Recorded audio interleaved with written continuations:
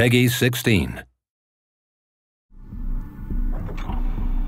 So we are a writing partnership. We've been working together for 6 or 7 years now. We've done a range of things, a few different games, quite a lot of TV experience. Most of the TV stuff is sort of magic shows, and we've also written a lot of live theatre as well. One of the things we've done extensively is work on the Derren Brown projects in the UK. For those that don't know, he's a big illusionist and mind reader, designing sort of tricks and experiences for people to go through live has a real sort of feed across to games. We have 2 criteria that we try to fulfill when we work on a project, which is it cool?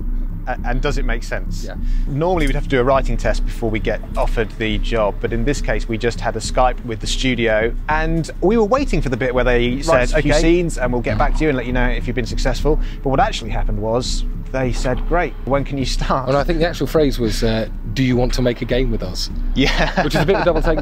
I mean, yeah, if someone asks you that, you say yes. I think it's the first project we've worked on where we have literally been given the assets and told to go away and play and figure it out. You can't sum it up in one phrase. You know, you look at screenshots and you think, oh, it looks like a first-person shooter, or you look at the setting and you think it looks like a horror game.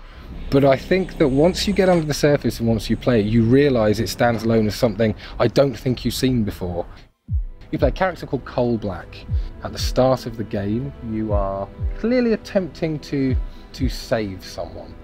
And I wouldn't want to go any further than that. You, the player, are in the same position as he is, trying to piece everything together and trying to figure everything out. This is me. What's going on? Hello? Oh, thank you. You won't regret this. You won't regret this at all. You won't always be aware that you've made a decision, and it's only retrospectively that you might suddenly realise, oh, I made a decision there that has affected something and has consequences. But the process of playing it is one of discovery, we hope. I think what you're saying is you've basically got about 10 to 12 hours of not knowing what the fuck is going on.